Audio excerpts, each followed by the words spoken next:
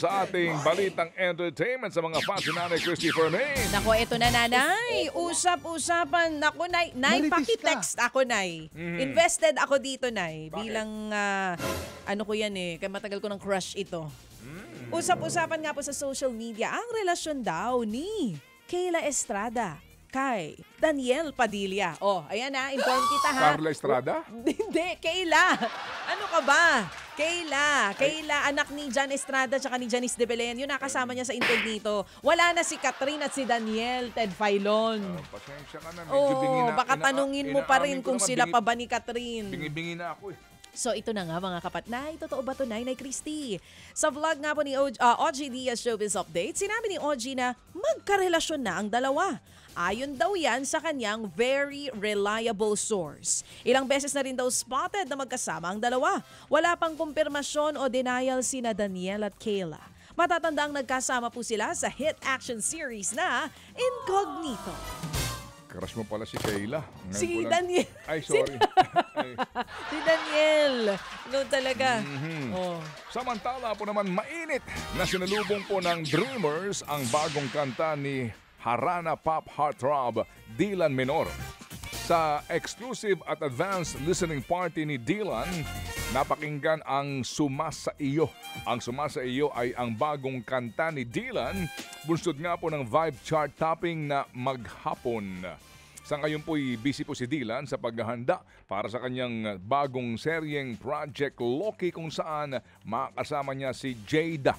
Sa ngayon po napapanood si Dylan sa Vibe at si Dusing Drake Palma on TV5. Ayan, marami akong crush ko rin yan, baby. Oo, si Dylan Menor. Ganun. Oh, para siyang si Justin Bieber. Oh. Kaya lang, alam mo na, tita na tayo. Ganun pala, no? Hanggang tingin-tingin lang meron tayo. Meron pala mga okay. Matatanda. Ay, matatanda. Ikaw papunta ko sa matatanda. Because, wala naman ako you know, sinabi. in crush, baby, age doesn't matter. It's just crush paghanga. Oh, ito na. I love you, BBM! Oh, hindi na sila, crush nila ang isa't isa. Ibang crush. Ito naman mga kapatid.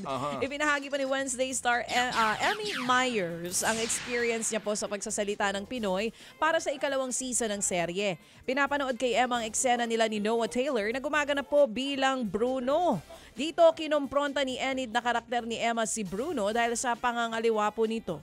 First time niya raw napanood ang eksena. Masaya naman siyang nakapagsalita siya ng Filipino pero aminado siyang mahirap ang lengguwahe nito. Merong isang episode na gumamit ng Pinoy na salita. Wow, kaya pala trending ngayon ito. Masaya naman siyang, ito nga daw, todo nga raw siya sa pagpapractice sa pagsasalita ng lengguwaheng Pinoy. Mapapanood na po yan, ha? Ang season 2 ng Wednesday sa Netflix. In fairness, ang talino ng scriptwriter, alam niyang mga Pinoy addict sa Netflix. Naglagay ng isang karakter na Pinoy.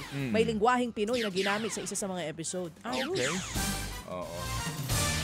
That's nice. It's nice. Proud daw po naman si Eugene Domingo na makasama ang mga kilalang kontrabida sa industriya sa Netflix movie na Kontrabida Academy.